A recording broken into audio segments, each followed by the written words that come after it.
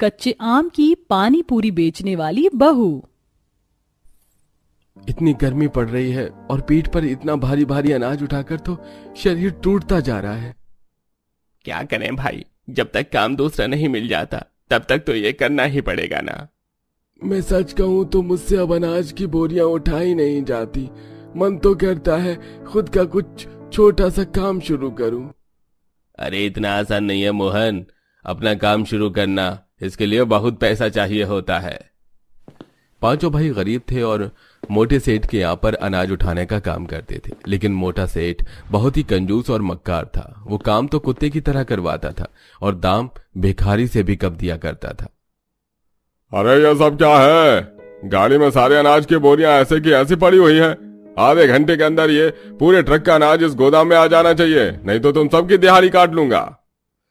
अब मोटे सेठ के पैसे न देने की धमकी सुनकर पांचों भाई भूखे प्यासे अनाज को उठा उठा कर गोदाम में रखने लग जाते हैं। शाम के समय वो सेठ से अपने पूरे दिन की दिहाड़ी मांगने जाते हैं। सेठ जी, हम पांचों भाई ने मिलकर ट्रक के सारे अनाज को गोदाम में रख दिया है, अब आप हमें हमारी दिहाड़ी दे दीजिए। मोटा सेठ पूरे दिन कुत्ते की तरह काम करवाने के बाद पांचों भाई के हाथ में 100 रुपए थमा देता है। मालिक ये क्या है, पूरे दिन भूखे प्यासे अनाज की बोरियां उठाकर गोदाम में रखी और अब आप हमें ये 100 रुपए दे रहे हैं। इस 100 रुपए से तो घर में बीमार माँ की दवाई तक नहीं आ पाएगी। अरे जो दिया है चुपचाप रख लो। तुम पांचों भाई के रोज रोज के टंटे हैं, और भी मजदूर यहाँ काम करते हैं, उनको भी इतनी ही दिहाड़ी मिलती है। अब पांचों भाई उन्हीं पैसों से थोड़ा कुछ खाने का सामान लेकर घर जाते हैं। तभी पांचों ही पत्नियां अपने पति का मुंह लटका देखकर कहती हैं, क्या हुआ, आप लोग इतना उदास क्यों हैं? कुछ नहीं भाभी, हमेशा की तरह आज फिर से मोटे सेठ ने हमसे कुत्ते की तरह कड़ी गर्मी में काम करवाया, लेकिन हमारी पूरी दिहाड़ी न देकर हमें 100 रुपए पकड़ाकर वहां से जबरन भेज दिया। मैं तो अब थक चुका हूं इस मोटे सेठ के पास काम करके। अगर मेरे घर के हालात थोड़े से भी ठीक होते तो मैं अपना छोटा सा खुद का ही काम शुरू कर लेता। न जाने कब तक इस मक्कार मोटे सेठ की गुलामी करनी पड़ेगी। अच्छा ठीक है, आप लोग परेशान मत होइए। माँ जी आप लोगों को ऐसे देखेंगी तो उनकी तबीयत और ज्यादा खराब हो जाएगी। पांचों भाई अपना हाथ मुंह आंगन में लगे नल में धोते हैं और आकर जमीन पर खाना खाने बैठते हैं, जहां पांचों पत्नियां अपने पति के लिए दाल रोटी परोसती हैं। अच्छा मैं क्या सोच रही थी कि इस गर्मी में क्यों ना हम कच्चे आम को बेचे, गर्मी का फल है, बहुत बिकेगा। कह तो तुम ठीक रही हो, लेकिन आम की कीमत इन गर्मियों में बहुत ज्यादा होती है। हम गरीब लोग एक आम नहीं खरीद सकते तो आम का व्यापार कैसे करेंगे? पापा मेरे लिए आप ला दो ना, माँ कभी आम खरीद के नहीं देती, और अगर आपने आम का काम शुरू किया तो मुझे रोज कच्चे आम खाने को मिलेगा। तुम फिर से शुरू हो गए, पापा को परेशान करने की जरूरत नहीं है। बच्चों को कुछ मत कह बहू, अभी उनकी दादी ठीक ठाक होती ना तो न जाने कितने कच्चे आम चुन कर ले आती और आम के अचार, कच्चे आम की चटनी, मीठे आम के रस खिलाती अपने पोते को। अगले दिन सुबह रिया गर्मा गर्म पराठे बना रही होती हैं। क्या बात है दीदी, गर्मा गर्म पराठे बना रही हो? इसके साथ तो कच्चे आम का अचार मिल जाता तो मजा आ जाता। कच्चा आम हमारी किस्मत में कहा, आमों की कीमत तो सर चढ़ के बढ़ रही है।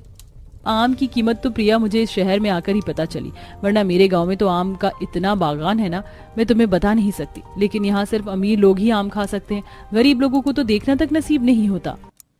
कुछ देर बाद 5 बहू पराठे के साथ प्याज की चटनी सबको परोसती हैं और सभी लोग खाने को खाकर अपने अपने काम में व्यस्त हो जाते हैं।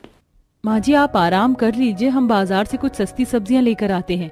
मैं भी चलूंगा, मुझे भी साथ लेकर चलो।